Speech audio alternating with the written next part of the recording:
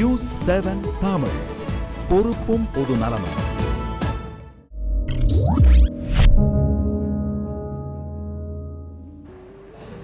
ஜீராருக்கு உங்களை மீண்டும் வரவேற்கின்றேன்.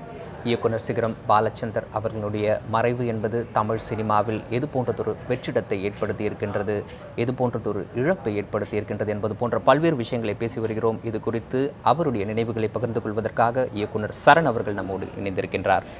ஹசீஃப், நம்ம தொடர்ந்து சரண் கூட பேசுகிறதுக்கு முன்னாடி பெண்களை கையாண்ட விதம் அப்படிங்கிற ஒரு விஷயம் பாலச்சந்தருடைய இயக்கத்தில் முக்கியமான விஷயம் அப்படின்னு கூட குறிப்பிடலாம். ஏன்னா அதற்கு முன்னாடி திரையுலகத்தில் கதாநாயகிகளை வெறுமனே பாடல் காட்சிகளுக்காகவும் படத்தில் வெற்றிடத்தை நிரப்புறதுக்காகவுமே பயன்படுத்திக்கிட்டு இருந்தாங்க அப்படின்னு கூட சொல்லலாம். அவர்களுக்கு ஒரு முக்கியமான இடத்தை கொடுத்து கதாநாயகிகளையே முக்கிய பாத்திரமாக உருவாக்கியவர் அப்படின்னு கூட பாலச்சந்தரை குறிப்பிட முடியும். தொடர்ந்து சரணிடம் பேசலாம்.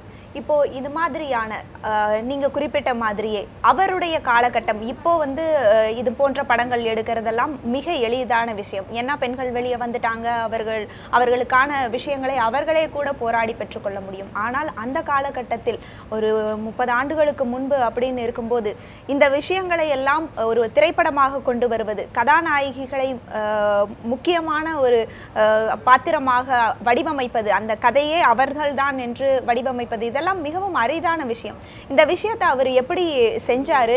அவர் நிஜத்திலையும் இது போன்ற முற்போக்கு சிந்தனையாளரா? நிச்சயமா. ஏன்னா அவர் கொடுத்தது கல்ச்சர் ஷாக் அப்படின்னு சொல்லுவாங்க இல்லையா, அந்த மாதிரி ஒரு ஜோல்ட் கொடுத்தார் என்டையர். அதாவது ஒரு டெம்ப்ளேட்டட் சினிமாவை பார்த்துட்டு இருந்த அந்த ஆடியன்ஸுக்கு அவர் கொடுத்தது மிகப்பெரிய கல்ச்சர் ஷாக். அது ஏன் கொடுத்தாரு அப்படின்னு சொன்னால், அப்போ தான் திரும்பி பார்ப்பாங்க, என்ன இது, இங்கே என்ன நடக்குது, என்ன சத்தம் அங்கே அப்படின்னு சொல்லிட்டு பார்ப்பாங்க. அதுக்காக அதை கொடுத்தாரு. ரெண்டாவது அவர் ஒரு பெண்ணியவாதின்னு கூட நம்ம ஒரு வகையில் குறிப்பிடலாம். ஏன்னா அந்தளவுக்கு பெண்களுடைய நுட்பமான மன உணர்வுகளை படங்களில் அதை இன்டர்பிரிட்டேஷன் பண்ணதுங்கிறது ரொம்ப ஒரு முக்கியமான ஒரு விஷயம். அப்புறம் நடுத்தர மனங்கள்லேருந்து உள்ளே புகுந்து பண்ணும் பொழுது பார்த்திங்கன்னா, அது ஒரு பெண்ணை சுற்றி இயங்கக்கூடிய உலகம் தான் இருந்தது. அது பெண் எப்படிப்பட்டவளாக இருந்தாலும், அது அதாவது பெண் அடிமைத்தனமாக இருந்தாலும், இல்லை வீட்டில் ஒரு ஒய்ஃப் மெட்டீரியலை அப்படி தான் ட்ரீட் பண்ணிகிட்டு இருந்தாங்க பெரும்பாலும். பட் அவங்களுக்குள்ளே இருந்த இன்னொரு ஆங்கிளை தன் படங்களில் கொடுக்கணும் அப்படிங்கிறது நான் அவரோட கடைசியாக ஒர்க் பண்ண படம் கல்கி. அந்த கல்கியில் அவர் கொடுத்தது இன்னும் பெரிய ஒரு ஷாக். ஈவன் எல்லாம் தாண்டி நம்ம எல்லா படங்களையும் பார்க்கக்கூடிய அந்த காலகட்டத்தில் கூட கல்கி இன்றைக்கும் புதுமையாக இருக்கும். ஏன்னா அந்த சரகேட்டிவ் மதருங்கிற ஒரு கான்செப்டை ஒரு ரொம்ப ஒரு முழுமையான ஒரு வீச்சில் அவர் கொடுத்துருப்பார். அது அவர்கிட்ட அது எப்பவுமே இருக்கும். நீங்கள் சொன்ன குறிப்பிட்ட எல்லா படங்கள்லேயுமே அவர் படங்களில் பெண்களுடைய கேரக்டர் சோடை போனதே கிடையாது. இதே நேரத்தில் இன்னொரு கேள்வி முன் வருது. அதாவது சாதாரணமாகவே கொஞ்சம் முன்னாடி இருக்கக்கூடிய இயக்குநர்கள் கிட்ட இருக்கிற பெரிய பிரச்சனைன்னு பார்த்தோம்னா, அவர்கள் காலத்திற்கு ஏற்ற மாதிரி மாற முடியாத ஒரு சூழல் இருக்கும். மாற்றிக்கொள்ள முடியாததால் தொடர்ந்து அவர்களுடைய படமும் கூட ஒரு தோல்வியை சந்திக்கும் அந்த மாதிரி. ஆனால் பாலச்சந்தரை பொறுத்த அளவு அந்த காலத்திலிருந்து இப்பொழுது வரைக்கும் தொடர்ச்சியான அவர் திரைப்படத்தினுடைய பரிணாம வளர்ச்சி அப்படின்னு பார்த்தோம்னாலும், காலகட்டத்திற்கான மாற்றம் அப்படின்னு பார்த்தாலும் தொடர்ச்சியா இருந்திருக்கு, சின்ன திரையில் உட்பட. இந்த மாற்றத்தை அவர் இப்படி அப்டேட் பண்ணிக்கிறார்? அவரோட அந்த அப்டேஷனுங்கிறது ரொம்ப ரிமார்க்கபிள். இது அதாவது ஒரு இயக்குனருக்கு உலகம் தெரிஞ்சிருக்கணும், உலகத்தில் என்ன நடக்குதுங்கிறது தெரிஞ்சிருக்கணும். அதனால் அது ரெகுலராக ஒரு அரசியலாகட்டும், தன்னை சுற்றி நடக்கக்கூடிய சமுதாய மாற்றமாகட்டும், எல்லாத்தையும் ரொம்ப கூர்ந்து கவனிச்சிக்கிட்டே இருப்பார். அது அந்த தன்மை தான் அவரை இந்தளவுக்கு அதை அந்த பயணத்தை இவ்வளோ தூரம் கொண்டு வந்தது. இப்போது சமூகம் சார்ந்த படங்கள், அச்சமில்லை அச்சமில்லை எடுத்துக்கொள்ளலாம், தண்ணீர் எடுத்துக்கொள்ளலாம். இது போன்ற படங்களில் அவருடைய சமூக சிந்தனை ஓரளவுக்கு வெளிப்பட்டு இருக்கின்றது என்று கூட சொல்லலாம். அதுவும் கூட நீங்கள் சொல்வது போல ஒரு கல்ச்சரல் ஷாக்காக கூட இருக்கலாம் அந்த படங்கள். பொதுவாக பாலச்சந்தர் அவர்களை பொறுத்தவரை இந்த சமூகம் சார்ந்து அவருடைய எண்ணம் எதுவாக இருந்தது? அவர் யாராக இருந்தார்? இந்த சமூகத்தை எப்படி பார்க்கக்கூடிய நபராக இருந்தார்? அவர் வந்து ஒரு ஒரு ஒரு ஒரு இயக்குனர் அப்படிங்கிறதையும் தாண்டி ஒரு ஒரு ஐக்கன் ஆஃப் தி சொசைட்டி அப்படிங்கிற ஒரு இடத்துக்கு வந்து அவர் எப்போவோ வந்துட்டார். அவர் டைரக்டராக அதாவது ஒரு 64-65 வந்து ஒரு டைரக்டராக ஆனார் அப்படின்னு சொன்னால் கிட்டத்தட்ட ஒரு 75 அந்த ஐக்கான் ஆகிட்டார் அவர். அதுக்கப்புறம் வந்து பாலச்சந்தர் என்பவர் வந்து வெறும் சினிமா இயக்குனர் மட்டும் கிடையாது, இந்த சமூகத்தில் ஒரு கண்ணாடியாக இருந்தார். சமூகத்தை பிரதிபலிக்கக்கூடிய ஒரு கண்ணாடியாக வந்து அவர் தன்னை மாற்றிக்கிட்டார். அது எல்லா விஷயங்களையும் வந்து அது கூர்ந்து கவனிச்சிட்ருக்கிறதுனால சொசைட்டிக்கு என்ன தேவை அப்படிங்கிறது வந்து அவருக்கு தெரியும். இப்போ தண்ணீர் வந்த காலகட்டத்தில் இந்த அதிகாரிகளுடைய போக்கு வந்து எந்தளவுக்கு, அவர் அரசியல்வாதிகளுடைய போக்கு வந்து எந்தளவுக்கு ஜனங்களை பின்னுக்கு இழுக்குதுங்கிறத வந்து ஒரு சட்டையரிக்கலாக சொல்லணும் அப்படின்னு பார்க்கும்போது அது வருது.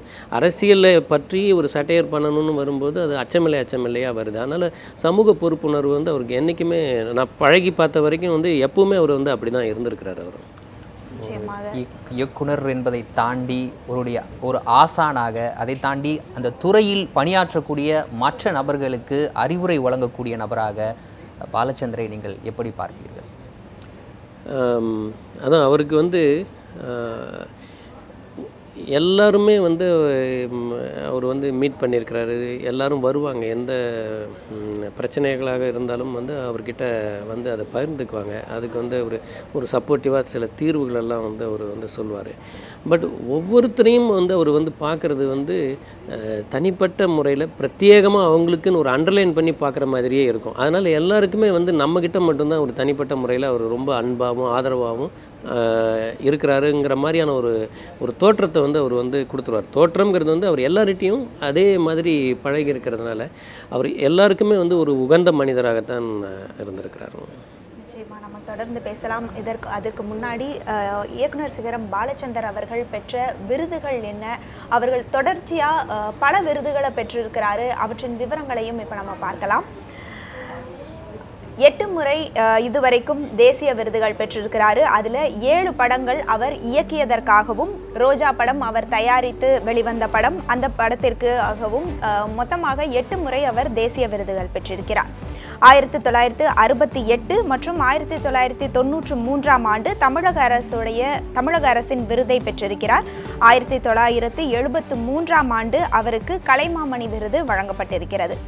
1974 தொடங்கி 94 வரையிலான இடைப்பட்ட காலத்தில் 12 முறை ஃபிலிம்ஃபேர் அவார்டை அவர் பெற்றிருக்கின்றார். 1976 மற்றும் 1982ஆம் ஆண்டு கர்நாடக அரசின் நந்தி விருதை பெற்றிருக்கிறார். 1987ஆம் ஆண்டு மத்திய அரசு அவருக்கு பத்மஸ்ரீ விருதை வழங்கி சிறப்பித்தது. 2008ஆம் ஆண்டு 39வது சர்வதேச திரைப்பட விழாவில் வாழ்நாள் சாதனையாளர் விருது அவருக்கு வழங்கப்பட்டிருக்கு. 2010 அக்னி நாகேஸ்வர ராவ் விருது பெற்ற முதல் தமிழ் இயக்குனர் அப்படின்ற பெருமை அவருக்கு மட்டுமே இருக்கிறது. 2011ஆம் ஆண்டு தாதா சாஹேப் பால்கே விருது அவருக்கு வழங்கப்பட்டது. அது மட்டும் இல்லாம 3 பல்கலைக்கழகங்கள் கௌரவ டாக்டர் பட்டம் வழங்கி அவரை சிறப்பிச்சிருக்காங்க. விருதுகளை பார்த்தோம். விருதுக்கு உரித்தான நபர் என்பதில் எந்த மாற்று கருத்தும் கிடையாது.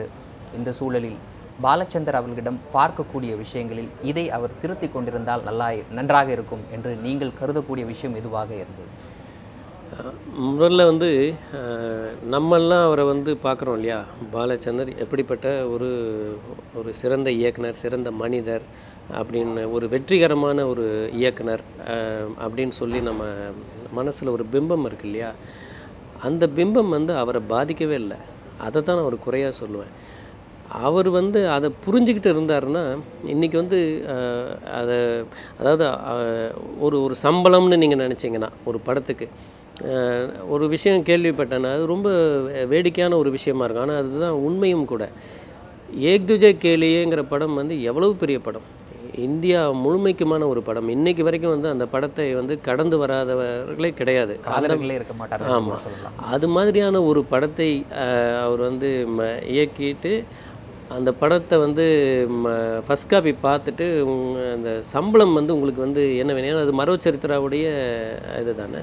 ஸோ உங்களுக்கு என்ன சம்பளமாக வேணும் அப்படின்னு கேட்டப்போ அது வரைக்கும் அந்த படத்தை வந்து எடிட்டிங்கில் வந்து பண்ணிகிட்டு இருந்தார். ஒரு மூவியாலா மெஷின், எனக்கு இதை கொடுத்துருங்க அப்படின்ட்டார்.